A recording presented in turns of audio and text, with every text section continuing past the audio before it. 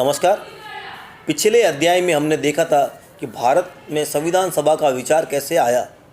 आज हम देखेंगे कि भारत में संविधान सभा का गठन किस प्रकार हुआ।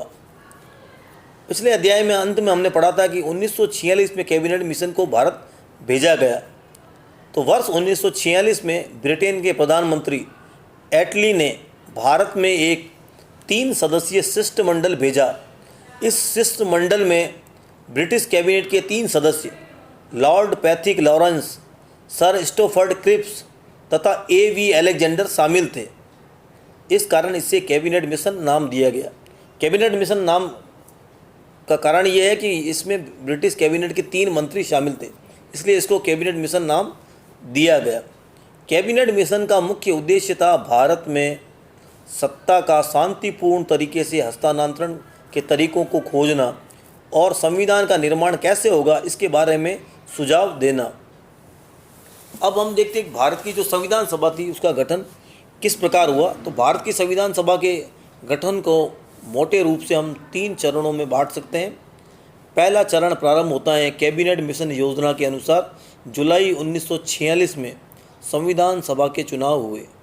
संविधान सभा में कुल सदस्यों की संख्या 389 रखी गई, जिसमें से 292 सदस्यों का चयन 11 ब्रिटिश प्रांतों से, 4 सदस्यों का चयन मुख्य आयुक्त के प्रांतों से तथा 93 देशी रियासतों से चुने जाना निश्चित किया गया।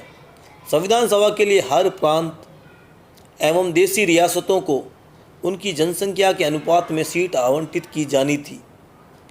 प्रत्येक 10 लाख लोगों पर 1 सीट आवंटित की जानी थी।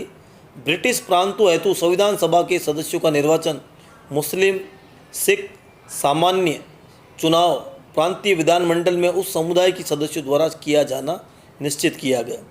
देशी रियासतों के प्रतिनिधियों का चयन किस प्रकार होगा, ये बात रियासतों के प्रमुखों पर छोड़ दी गई थी। इस प्रकार भारत की जो संविधान सभा थी उसके कुछ सदस्यों का चुनाव होना था, कुछ सदस्यों का मनोनयन होना था।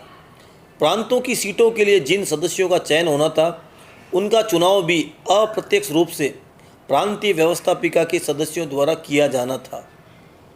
संविधान सभा के लिए जुलाई अगस्त 1946 में जब चुनाव हुए तो केवल 296 सदस्यों के लिए ही चुनाव हुए, क्योंकि देशी रियासतों ने स्वयं को संविधान सभा से अलग रखने का निर्णय लिया। संविधान सभा के लिए हुए चुनावों में सर्वाधिक सीटें कांग्रेस को प्राप्त हुई 208, मुस्लिम लीग को 73, कुल मिलाकर छोटे छोटे दलों को 1-1, 2-2 सीटें प्राप्त हुई। निर्दलीय को 8 सीटें प्राप्त हुई। इस प्रकार 296 में से 208 सीटें कांग्रेस को प्राप्त हुई। इस चुनाव में कांग्रेस की मजबूत स्थिति को देखकर मुस्लिम लीग ने संविधान सभा की कार्रवाई के बहिष्कार का निर्णय ले लिया। अब आगे हम देखते हैं कि दूसरा चरण संविधान सभा के गठन का द्वितीय चरण 3 जून 1947 की योजना से प्रारंभ होता है और देश के बंटवारे के पश्चात संविधान सभा के सदस्यों की संख्या 324 निश्चित की गई, जिसमें 235 स्थान ब्रिटिश प्रांतों के लिए तथा 89 स्थान देशी रियासतों के लिए निश्चित किए गए। उसके पश्चात जब भारत आज़ाद हो गया तो तीसरा चरण प्रारंभ होता है। तीसरा चरण होता है देशी रियासतों से संबंधित था, उनके प्रतिनिधि संविधान सभा में अलग अलग समय पर शामिल हुए।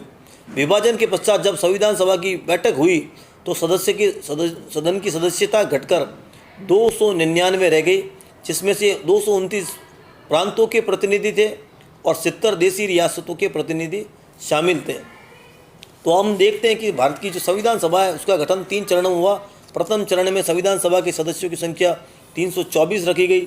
दूसरे चरण में माफ कीजिए